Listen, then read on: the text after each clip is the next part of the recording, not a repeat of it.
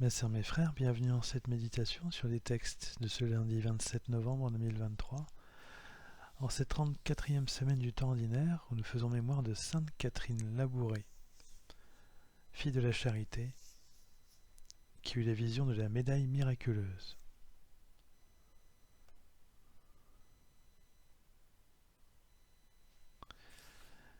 Les puissances terrestres seront soumises au royaume de Jésus-Christ. Les puissances terrestres sont toutes relatives et leurs royaumes sont éphémères.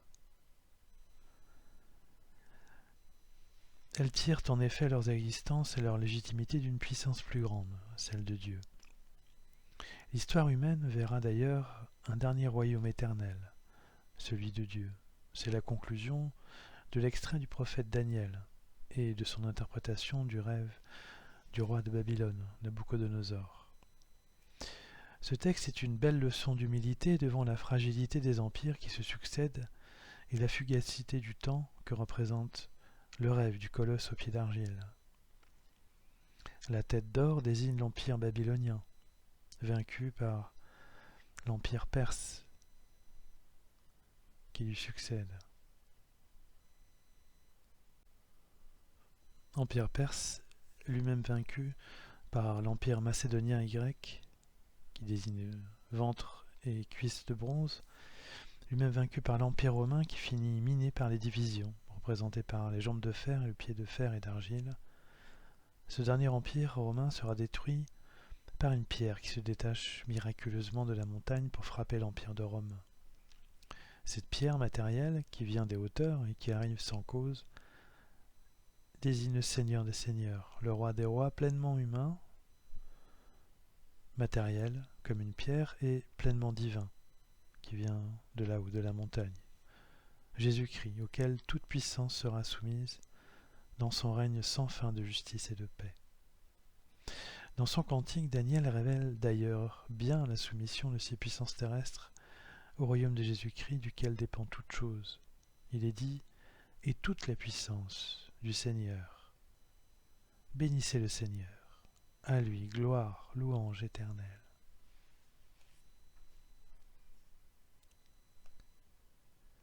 L'Évangile dévoile une partie de l'établissement du royaume de Jésus-Christ qui sera totalement explicite dans le livre de l'Apocalypse. Jésus, ici, dans l'Évangile, déclare la fragilité du temple de Jérusalem, qui était colossal à l'époque. Une première fois profané et détruit par les Babyloniens qui emmenèrent définitivement en déportation les Hébreux en moins 586, et d'ailleurs avec eux ils emmènent les prophètes Ézéchiel et Daniel. Le temple est ensuite reconstruit quelques décennies plus tard, avec l'autorisation de la nouvelle puissance perse et de son roi Cyrus, puis à nouveau profané et en partie détruit par l'empire macédonien et le roi grec Antiochos IV Épiphanon. Nous parlions les jours précédents, durant les guerres de résistance des armées juives des Maccabées. Reconstruit ensuite sous l'indépendance juive, le temple a fait l'objet un peu avant la naissance de Jésus, où Rome étant son empire, d'un agrandissement colossal, et le roi juif Hérode le Grand, vassal de Rome, lui donne un faste et un rayonnement qui vient magnifier sa puissance de roi. Pourtant, Jésus déclare que cette construction exceptionnelle ne tiendra pas, ce qui était très scandaleux, à la fois politiquement et spirituellement, lorsqu'il dit aux disciples « Ce que vous contemplez, des jours viendront où il n'en restera pas pierre sur pierre, tout sera détruit. » Politiquement, le temple sera définitivement détruit en 70 après Jésus-Christ par l'armée romaine, après un long siège terrible. Il ne sera jamais reconstruit. Et spirituellement, c'est un temple intérieur qui sera reconstruit en nous, par le règne définitif de Jésus-Christ après son sacrifice, sa mort et sa résurrection. C'est ce à quoi Jésus nous appelle, à nous tourner vers sa royauté éternelle que le Père lui a totalement confiée, pour qu'il règne à jamais. Cela doit nous conforter dans notre attente et notre patience après la célébration de la solennité du Christ roi de l'univers.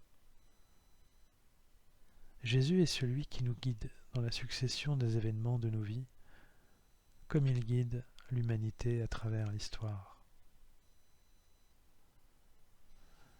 Jésus a toujours été présent auprès de son peuple, depuis l'exode d'Égypte jusqu'à aujourd'hui. Jésus veille, mes sœurs, mes frères, sur la vie humaine et sur chacune de nos vies. Que cela soit pour nous une source de réconfort et de paix.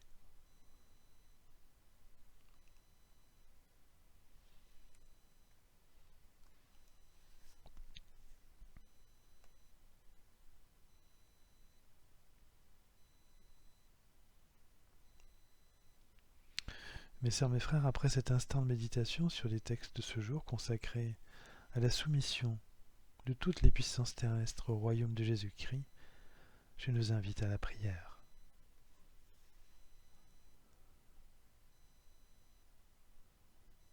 Ô Seigneur Jésus-Christ, Roi de l'univers, toi qui sais bien faire la leçon au roi, toi qui soumets les royaumes, toi qui entres comme un roi dans Jérusalem, puisses-tu nous guider dans nos vies jusqu'à toi, toi le roi du royaume sans fin, de paix, de joie et de tranquillité. Fais-nous entrer dans ton royaume. Amen.